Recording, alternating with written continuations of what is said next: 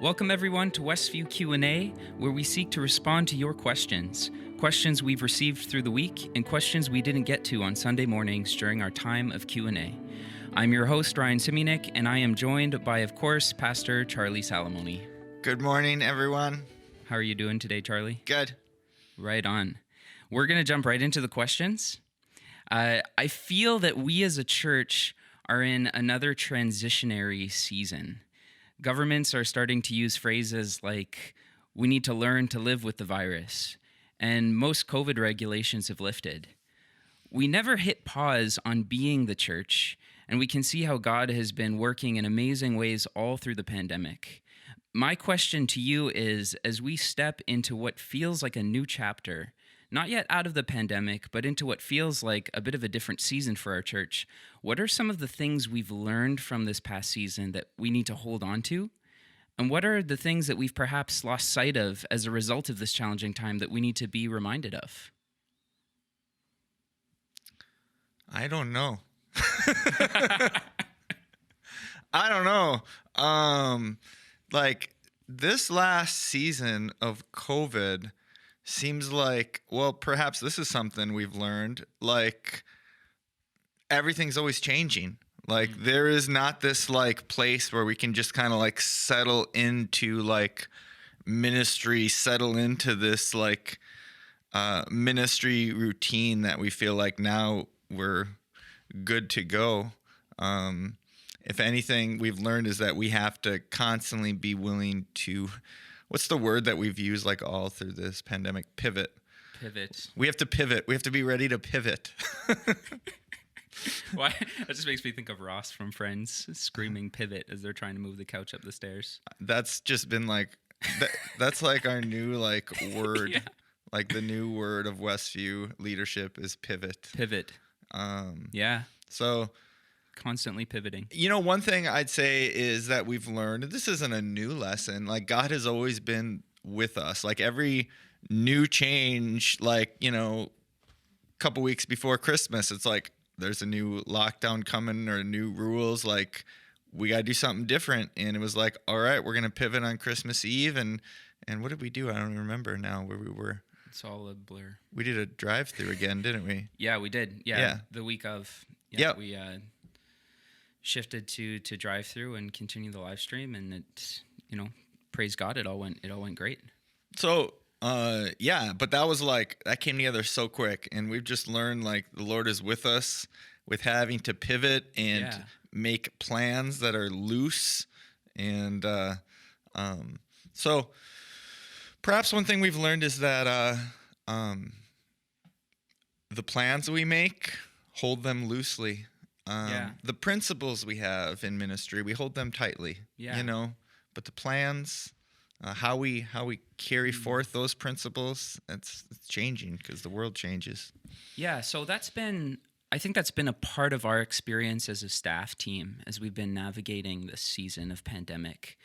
I want to ask you about people who have been a part of Westview. I want to take us to the beginning of the pandemic when everything shut down. It was going to be 2 weeks. That's what we thought it was going to be. And through this whole season, we've gone through many different shifts. We've pivoted as a church, as you were talking about. But for all of us, how has our view of the church shifted through this time? You know, from going to church as we knew it 2 years ago, to being at home, to live streams, to sort of partially in person, then fully in person, drive-ins, all of these different things. How is our view of the church, of the people of God, not just the church gathering, how do you feel that shifted? And perhaps how has it shifted in good ways, and how has it shifted in negative ways? Wow. I don't know. For me personally, I don't feel like it's shifted. I mean, the family of God has been the family of God, and I've never seen it any different.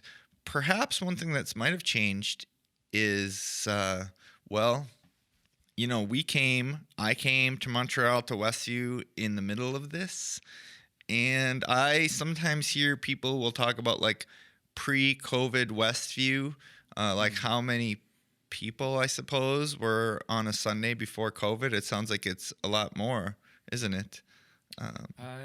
Yeah. Yeah, and some of those people are still part of Westview through, the virtual gathering and such. We've also seen some new people join us, which And has we've been cool. definitely seen new people.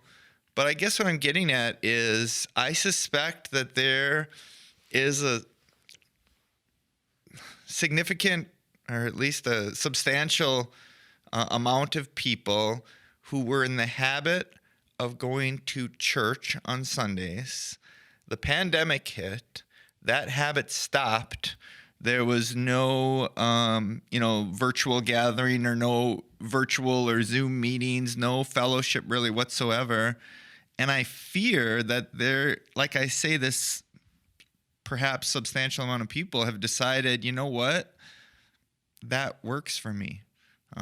People have basically said, I'm okay with church not being in my life. I fear, I hope that's not the case, but I worry that there's a lot of people apparently that disappeared and who knows where they went.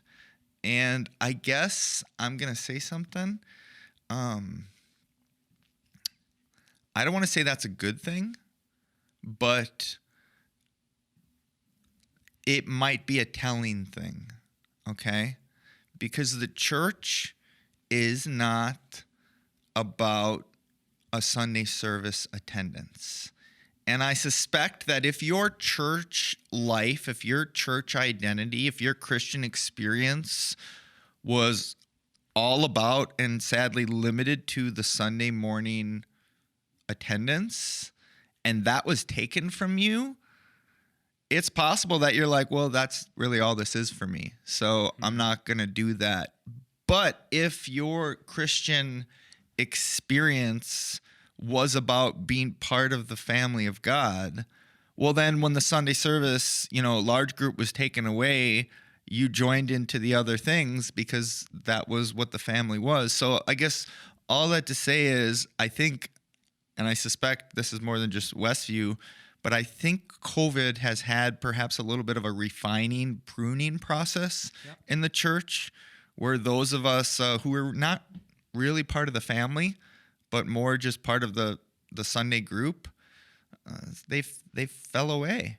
And I hope they come back, but not come back now that we're open again. I hope they come back, but not just to be part of that Sunday service, but to really become part of the family, because that's really all that.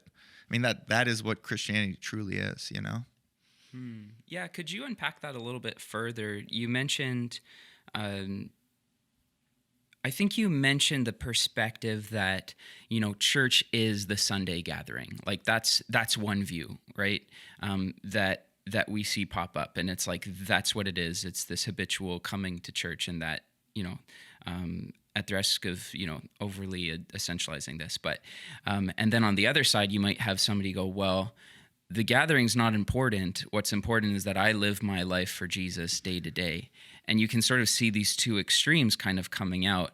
Sure. What would you say to both those people and their different, what I would say, problematic views of the gathering?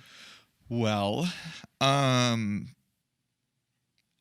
the person who says living for Jesus day by day, that is what it's all about, I would say you are right. But how does that not equate to then going to church on Sunday?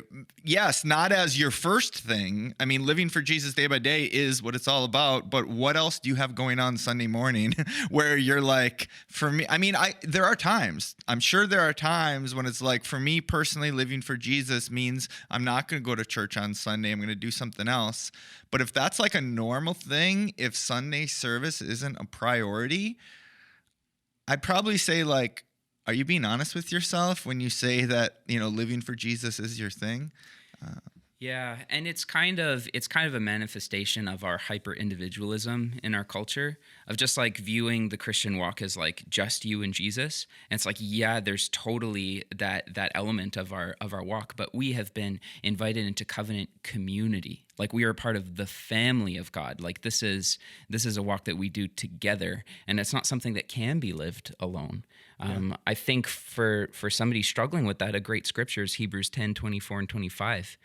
And let us consider how we may spur one another on toward love and good deeds, not giving up meeting together as some are in the habit of doing, but encouraging one another, and all the more as you see the day approaching. You want to get crazy for a moment? Let's get crazy.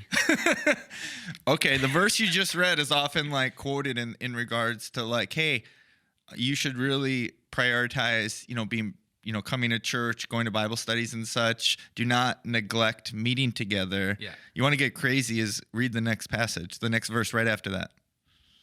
26. If we deliberately keep on sinning after we have received the knowledge of the truth, no sacrifice for sins is left. But a fearful expectation of judgment. Isn't that what it says? And 27. But only a fearful expectation of judgment and of raging fire that will consume the enemies of God. And doesn't it say like for if we keep on sinning? Depending on what translation you're looking at, it's like do not neglect meeting together as it is the habit of some. And then for if we keep on sinning deliberately after coming to a knowledge of truth, there is no longer a sacrifice for sins. That's the English Standard Version. There's something crazy going on here where it's like a lot of times people will say, hey, do not neglect meeting together, as if it's like kind of just like one of those like, hey, this might be helpful. It'd be helpful for you to not neglect meeting together. But in the passage, it's connected with actually strain from salvation, from life. I mean, don't get me wrong. I'm not saying like, skip church and you're going to go to hell. Like, but there is something that is intimately linked between strain from the family of God, not prioritizing the family of God, and going on to live a deliberately sinful life. There is a connection there.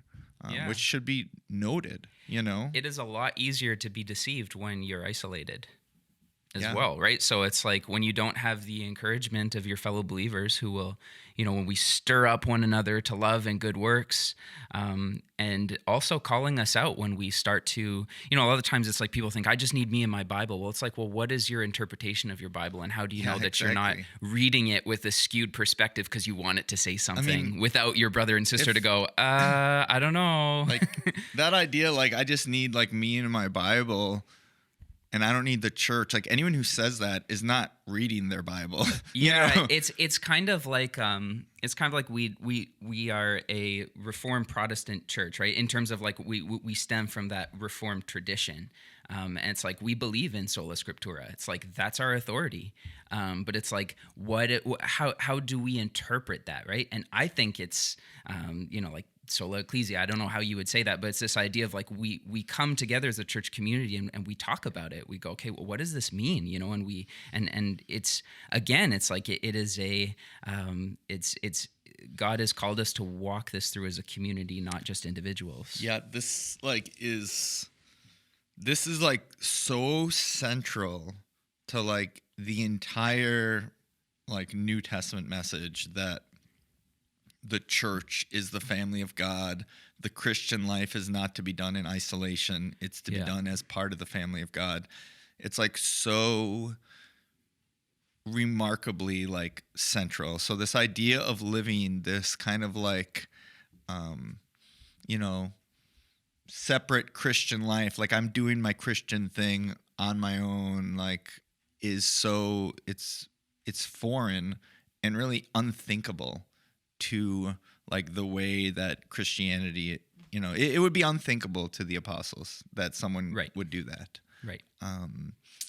One thing, and we're straying here, we're getting into other stuff, but one thing you will sometimes also come across is like a concept of like, well, I hang out with Christians, I prioritize Christians in my life, but I'm not like part of like one church. Right. Like that I think that's pretty common. And perhaps that is also kind of like what's the word, an offspring or a fruit or a result of the Protestant Reformation, where they said like, the institution of the Roman Catholic Church is not like being a member of that is not necessary for salvation, and so from Yeah. that came churches like ours where, getting into the weeds here, but I'm gonna keep going. No, it's good. Okay, I love and it. it's like you have all these churches now, and what's really in the in many Protestant churches, including, I think this is probably the theology of much of Westview. I mean, I don't want to say that definitively. There might be some leaders that see it different, but there 'Cause is we're no such a mixed bag here. we are. There is no higher authority than the local church. Okay, that's the idea. Like popes and bishops and such. The way that I see the scriptures is there's no higher authority than the office of elder, the elder of the local church. And what I'm getting at is, I think a lot of like modern evangelical Christians kind of reject the authority of the local church, as in they reject Christianity as an institution. Like I'm a Christian, and I prioritize my Christian relationships, which is good, but I'm not like a member of one church. And the problem with that is I really think that God expects you to be, because the office of elder of the local church is a God-ordained office. And you have passages, I think it's in like Hebrews, where it's like, submit to your leaders. Like there's an idea that you have a leader, because what does it say? Submit to your leaders so that they can do their work with joy and, without grief, because they have to give an account. Like there's an idea, well, like your pastors are like, we should have this understanding of like, who are the people that we're accountable to? Who are the people that, according to Hebrews, like we'll have to give an account for how we led them? Is that the people that, the Christians that I just know in my daily life, the Christians that occasionally come to Westview, or the Christians that have said, hey, this is my church, like I'm a member of this church? And I'm getting into all sorts of other stuff here, but let me just summarize all this, and perhaps with a little exhortation for anyone who's listening. It's really important for you to be a member of the local church, a member where you've basically said, hey, I'm in, this is my church, count me in, you're my pastor, these are my elders. Like, I think that's biblical and that's good. So as much as we want to stray from this idea of like, things that happened at the Reformation, that I won't get into all that, the local church, the institution of the local church, is part of like our modern culture. Is like, we don't like institutions. We're anti-establishment. Right. So we're do our Christianity in like a lone, organic, kind of like a freestyle sort of way. It's like, just slow down. I get what you're saying. We don't want to be overly institutional, overly, organized. However, the institution of the local church is God ordained. And as a Christian, there is an expectation that you're part of that institution. I know it's a scary word for postmodern, millennials, institution, but you got to swallow it. Yeah, I think it's because, we talked about this, I think, on the last podcast, of this idea of freedom to do whatever we want, and sort of that being really pervasive in our culture. So I think sometimes there's a fear of submitting to leadership, or finding a leadership to submit to, because then we're held accountable. But that's really important, and we can see the apostles holding people accountable in the letters, and it's a model that's been given to us in Scripture as submitting to one another out of reverence for Christ. Like, it's submitting to your leaders out of reverence for Christ, because He's put them in that position. Oh yeah, we started a conversation on submission, all the ways that applies, and the exceptions to submission. Like, don't get me wrong, I'm certainly not claiming like pastors have this like absolute sovereignty, and like you should do whatever your pastor says. Just that's not what I was saying, and so we'll save that conversation. Yeah, I think we should, time, because because pastors are also accountable and need to submit in other ways as well. And need to be accountable to their congregations. That actually really lines up well with another question I want to ask you, because there are a lot of people that have had a really bad experience with the institutional church. Maybe they've experienced abuse from a pastor. Maybe they've seen abuses happen or heard of abuses happen, and they're hesitant to join a congregation because they're afraid of that happening, or perhaps because they're angry about that experience and no longer feel that the institutional church is a good thing. What would you say to people who are experiencing that? Oh man, someone who's been hurt by the institution of the church, and so they're not going down that road. Oh, yeah. I don't want to give an answer that is, non-empathetic. I'm tempted to give an answer that might come across as non-empathetic. And let me go ahead and say what I'm tempted to say. The Bible doesn't give us any other options, I understand. It's kind of like in marriage. You get hurt by your spouse. Like, that's going to happen. But, leaving isn't really an option. I mean, don't get me wrong. There are times when it's appropriate. But just the fact that, you've been hurt. A lot of times in marriage, we're hurt and we have to go back and love anyways. This is a huge part of the Christian life, is loving people even when you sometimes get hurt by them. I mean, that's the way of Jesus, Jesus was hurt by the church. Jesus was hurt by the disciples, and just kept loving this. One of the things that I've called the church before, I didn't come up with this, I heard it somewhere, but the church is a covenant community.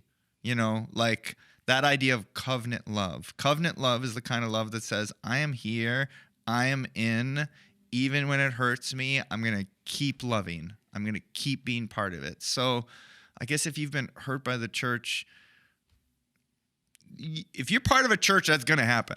Okay. It's going to happen. And it's probably going to happen again. If you stay with the church long enough, like, people screw up. Sometimes people screw up really bad. Yeah. But you being part of it and you sticking in there can have that redemptive ability to work in that, to speak into that, to work for restoration, to work for a better church. So I hope that's a good answer. I don't know.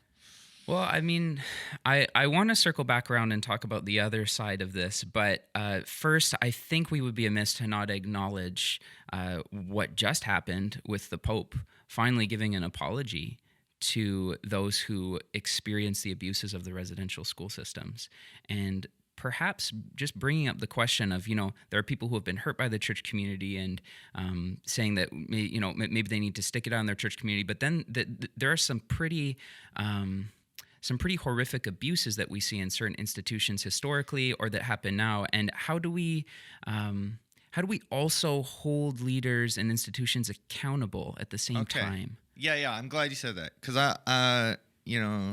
it's too late to edit this podcast. No, but I go back and change my answer a little bit. I think that there are to be fair though, the way that you're answering, that there are people who have been burned by the church, like somebody said something or something happened where there's been discord, and then there are horrific abuses, and I think you qualified your answer by saying, like, correct me if I'm quoting you wrong, but you said something about how, like, we don't have the individual case, so like it's hard to give a broad answer, right? So here's one thing: when it comes to like being part of a church, being part of a local church, so this is not like in the Catholic understanding, the Roman Catholic understanding. It's like the church is the Roman Catholic Church. That is the church that you submit to. That is the church that you join. Right. In our way of seeing things, it's like you want to join a church where you feel like you can trust the leaders. Yeah. It doesn't mean that you're going to see the leaders as perfect, but you want to join a church where you feel like the leaders, like, they're people that love the Lord and are walking with God. And maybe that's your opinion of the Catholic Church. I'm not getting into that right now. But what I'm getting into is like, I'm not saying like, hey, you have a church and you feel like the leaders are like totally like ignoring scripture and abusing people. I'm not saying like you definitely need to stay in that church for better or for worse, but you need to be part of a church. Mm-hmm.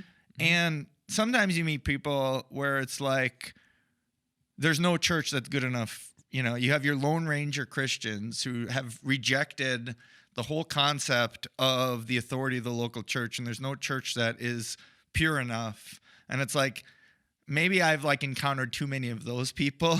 So I'm maybe only speaking on one side, but on the other hand, yes, I mean, there are real abuses that happen in church, and you definitely, it's possible that God has called you to stay in one of those really toxic environments, to be an agent of prayer and redemption and change.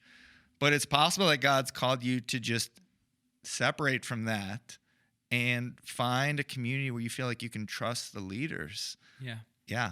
Yeah, thanks for that. Mm-hmm. I think that's really helpful. And if that has been your experience, I mean, it's so hard, as we've already said, to generalize cases. So just talk to somebody, come and talk to the team if that's been your experience and you're listening to this. Yep. We'd love to walk with you through that. Another bonus for community is just being able to heal together and walk together through things like that. Yep. So I actually want to pick on the other side now and go, people who are seeing their Christian experience as just the Sunday morning. I think we need to be fair here. Are they listening though? I don't know.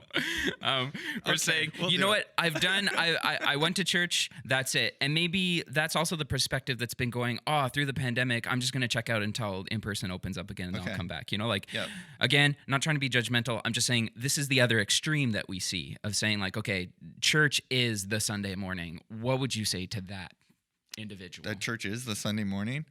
And that's kind of it. I don't know where that... I mean, where would that idea come from? Never mind. It's fair where that idea would come from. I mean, that can easily actually just be absorbed from the culture. And especially people grow up in families where you don't talk about God, you know, you don't talk about Jesus, you don't pray together, but you go to church on Sunday. Sadly, I think that's common. And if that's your upbringing, it's really easy to just absorb that, where it's like we live our lives apart from God's word, really just kind of, that's like irrelevant to us. But going to church on Sunday, checking that box, that's our Christian life. I think if you've kind of inherited that or some other way fallen into that, I would say, I mean, read the Bible or listen to what they're talking about at church, you know, when you go. I mean, I don't think there's not too many churches that are going to be painting a picture where that's what this is, you know? Yeah. If you're listening, if you're out there listening. So, yeah, I don't know what else to say. No, that's good. That's good. So we'll move on to another question now. This past Sunday, one of the scriptures Basil preached on was Luke 7:44-48. This is a beautiful passage of a woman who literally poured out her love and devotion for Jesus because she really understood just how much she had been forgiven, how much she truly needed the grace of God. Someone on Sunday in the Q&A was just wonderfully transparent and asked, in the story, I could see her total love and dedication for Jesus. She didn't care what anyone else thought, and she just demonstrated it to him. Why don't we have that? Why is it so hard for me to have that? I want to make this an even broader question.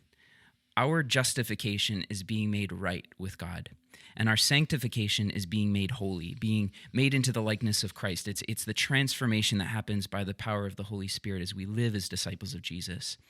Now, what would you say to people who are discouraged with the lack of progress they're seeing in their spiritual growth?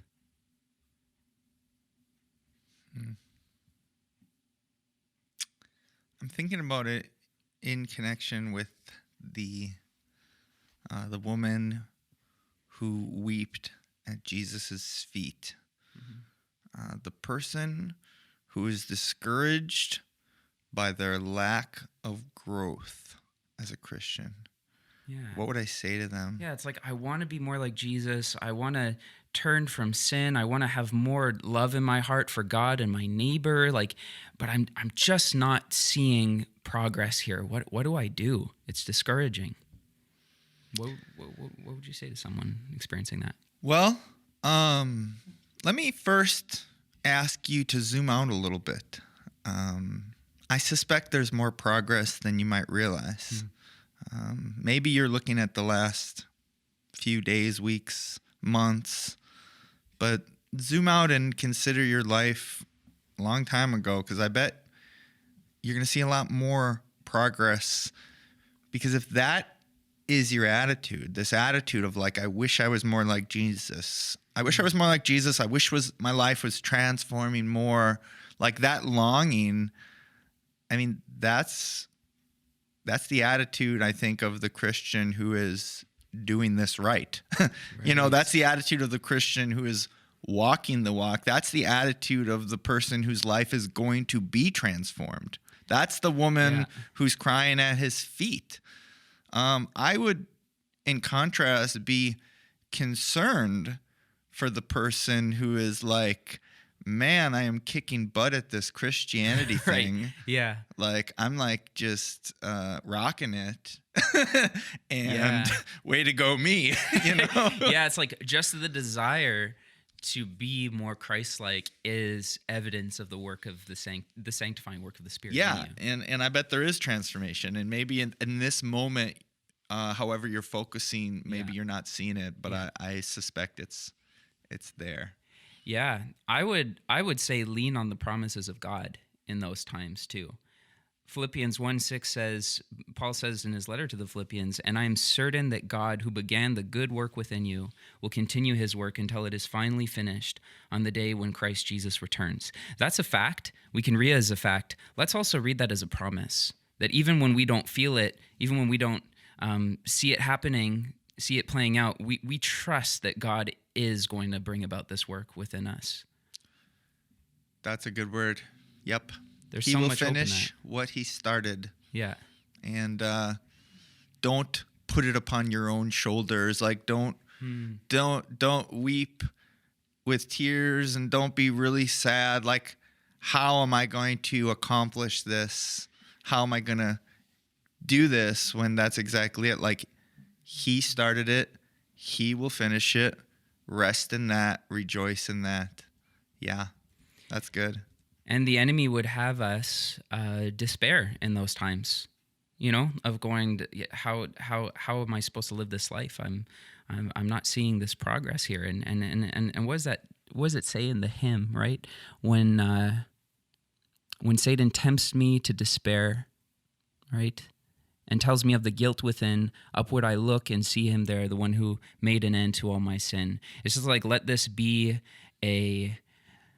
propel you to prayer and just trusting in the promises of God and further seeking and desiring him. Yep. That's good. That's good. Any other thoughts on that, or should we move on to the next question? No, that's good. All right. What else you got in your bag? Well, we have a few questions about forgiveness. I know we answered some of these on Sunday, but I think it might be good to just address it again, because we've got 3 questions here. First one is, how can I forgive if one does not ask for my forgiveness? Second is, what should I do if I feel the apology does not seem to be sincere because the same offense keeps repeating? And the third one is, what can we do to get past the anger in order to forgive? So I just wanted to ask you all 3 of those and just say, is there anything here that you'd like to unpack a little bit further? Okay, how do we forgive? Person isn't asking for it. Right. In scenario 2, person is asking for it, but they've asked a bunch of times and they haven't changed. Yeah, they just keep doing it. Scenario 3 is I'm too angry. Right. These are awfully connected, aren't they? Yeah, that's right. I was like, I'm just gonna ask you all 3 because it's all connected here. Yeah. You know? we talked about this, at the end of the service on Sunday, but we'll go there again because this is just important stuff. Yeah, I just felt since we have 3 questions, maybe Yeah. we should unpack it a little bit more when we have more time. So let's define what we mean when we talk about forgiveness, because the fact that someone isn't asking for forgiveness, I don't think changes at all our ability to forgive, because forgiveness is something that happens on our end, okay, apart from them. It's about a heart that is not keeping that debt, holding on to that debt, like you owe me. You've wronged me, you owe me, okay? So whether that person apologizes, feels bad about it, doesn't feel bad about it, like I can say, you know what? I have been in debt before to the Lord. He forgave me, so I'm not allowed to hold debts. It's not right for me to hold a debt when I have been such a debtor that's been forgiven. Like, who am I to demand repayment when I have been, what's that parable? Parable of the unforgiving servant. Is that what it is? Yeah. The guy owes a ridiculous amount of money and he's forgiven, and then he goes and he beats the guy who owes him a lot less. Yeah. And I mean that's it for us. Like we're the ones who has been forgiven so much by Jesus. Anything anyone has ever done to you, if you are like awakened to like your condition before the Lord in your flesh and your sinfulness, if you've been awakened to that, you know that you've sinned against God way worse than anything anyone's ever done to you, and he forgave you. So for that reason, we forgive. Okay, it has nothing to do with whether that person is presenting themselves in a way that's worthy of forgiveness. It's about us and our heart before God. Yeah. Okay. How do you do that if you're angry? I think you don't look at the sinner who sinned against you. You look at you and the Lord, and you know yourself being a sinner, because when you can identify with the sinner who sinned against you, then it's like, okay, you're like me. But when you feel a sense of like, well, I would never do that, you owe me, that's where things become, problematic. Like, we need to understand that we're all sinners. Yeah. And maybe that person's flavor of sin is different than yours, but on a heart level, like, we've looked at the Lord and in his holiness, and we've done what we knew what was wrong. That's lawlessness, as the Bible calls it. We're all sinners, and God has, with great, graciousness, he's forgiven us. So remember that. And I think that really should be the thing that loosens our anger. And this is maybe a practical thing. I remember a woman who was dealing with trying to forgive her husband after infidelity. She said that for her, forgiveness, all she can do is continually ask God for the ability. Yeah. Like, she realized, like, this call to forgive is, she realized that this call to forgive was outside of her strength. So all it was a continual, God help me forgive. God help me forgive. So that might be something also where you realize God's called you to do something that's outside of your strength. He does that, if you haven't figured it out. He calls us to do things outside of our strength. We talked about this at our staff meeting. We were laughing about it because, the 5,000 people were there, and the disciples were like, what are we going to do with all these people? And Jesus says, give them something to eat. Yeah. You give them something to eat. Yeah. It's like, what? And then in a parallel account, there's all those people there, and Jesus, I'm sure with a smile on his face, says to, I think, like, Philip, it's like, Philip, where are we gonna buy all these people food? It's like, Jesus, we don't have any sort of money close to what this needs. So once more, God calls us to do things that are impossible in our own strength. So get used to that. And for you, that might be forgiving someone. So ask him to work in you what you can't do yourself. Ask him to live in you and live that forgiveness through you.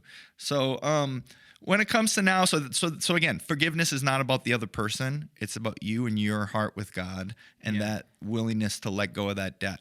So, but what about the person who is not asking for forgiveness? Okay, we covered that because that's not what forgiveness is. What about the person who they're asking for forgiveness, but they've done this a bunch of times? Like, how genuine can they be? Well, isn't that like pretty much exactly addressed? Like, they came to Jesus and they said, well, how many times? Like, you want me to forgive my brother, but how many times? Okay. Like 7. I mean, I think that was kind of like an idea at the time. Like, you get 7 and then that's it, And Jesus was like, I think depending on like what translation you read, it's like not 7, but 77 times 7, and before you start doing the math, it means like you keep forgiving. And I really don't think that we can be in a place where we can judge whether or not someone is worthy of forgiveness, because it really goes against the whole essence of forgiveness. It's not about the person's worthiness, it's about that's what God did for us. With that being said, that's forgiveness. But forgiveness is not the same thing as trust and reconciliation, okay? I can forgive someone who wronged me, like a spouse can forgive someone for infidelity, but that doesn't mean that they immediately trust them, okay? Trust, that level of reconciliation takes time. Like, I forgive you, but are you going to do it again? I don't know. Like, I hope not. Naturally, you're not going to be able to just fully be reconciled as if it never happened and as if, it's never going to happen. Like, that sort of thing takes time. And so yeah, but that's not about forgiveness. That's about this process of rebuilding and trust. And Right. yeah, I mean, yeah. Yeah, so I can already think of people maybe asking, where does justice come into this? Because sometimes you have situations that happen, there's a wrong that's been done, and we rush and we go, we need to forgive. And then sometimes we can sidestep maybe some of the consequences that need to happen as a result of the wrong being done. How do you balance that with making sure that we're a people of grace and love and forgiveness, but also a people who are lovingly holding people accountable to their actions? Well, when it comes to justice, we have to figure out, are we in a place where we've been appointed to give justice? As in, like,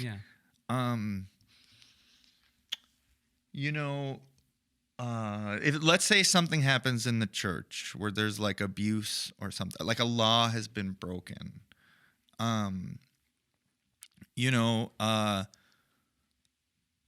it's not my job to execute justice, but it may very well be my job to contact the authorities that God has ordained. Just we talked about earlier in the podcast, like the office of elder is a God ordained office. The state, the government, that's also God ordained, and that is a God ordained avenue of justice on the earth, and we should respect that. So that's something. When it comes to justice, look to the God-ordained authorities to execute justice. Because sorry, go ahead. Yeah, no, finish. Well, we also have a pattern for that in the church too, of going to the person, right, to confront the sin, and then bringing another witness, or is it maybe one or two others, and then bring it to the elders and. Yeah, but I don't know if that would be like about justice. When I think about justice, I think like, who's going to repay? Who's going to pay for this? Oh, I see. I think that's really about reconciliation and forgiveness and helping a sinner turn from their ways. Right. But when it comes to justice, but there are situations where we might want justice, but there's no avenue for it. Perhaps someone has really deeply wronged you and there's no evidence you can prove, or they didn't break a law, But nevertheless, there's like this desire for justice, yet we're called to forgive. And in these cases, like I'll often point to Romans chapter 12, which I believe is like a little later after talking about, the authorities that God's, I think earlier in chapter 12, I think is when it talks about, God's authorities with the government and such. But anyways, when you get to Romans chapter 12, verse 19, it says, just look that up. Beloved, never avenge yourselves, but leave it to the wrath of God, for it is written, vengeance is mine, I will repay. On the contrary, if your enemy is hungry, feed him. If he is thirsty, give him something to drink. So there's this idea of like, we're called to forgive. And sometimes that's so hard when you really desire justice. But one of the things that enables us to forgive is we're giving it to God and saying, okay, Lord, I feel this deep pain. I feel this debt that this person did. I'm not going to hold it on to that debt anymore. As in, I'm not going to demand repayment. I'm going to try to love this person, bless them. I'm going to let this go. But I'm going to give it to you. Yeah. Okay? And trust that you're going to do with it what you see fit. Okay? And that could mean, nailing it to the cross as this person is a believer. If this person isn't a believer, I mean, that could mean something else, So anyways, there's this like, we're our desire for justice. Sometimes we have to leave it to the wrath of God. That's what it says. Like, God, I'm going to give this to you. And I'm going to trust that you're going to deal with it. But nevertheless, I'm called to forgive and love.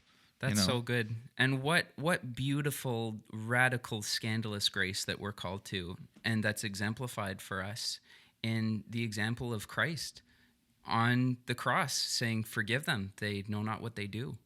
Right? Like that's our example. Yeah. And Jesus says, pick up your cross and follow me. Yep. Wonderful. Wonderful. Anything else you'd like to say before we wrap up? No, that's it. Okay. Well, I think that's all the time we have for now. Thank you so much, everyone, for listening. If you have a question you'd like us to answer, or maybe have a comment about something we talked about on this episode, please send us an email to ask@westviewmontreal.org. That's ask@westviewmontreal.org. We have yet to receive one email, so you could be the first emailer. Yeah. Why aren't you emailing us? Yeah, what's up with that? Thanks so much, friends, for listening again. Grace and peace to you. Take care. Shalom. Shalom.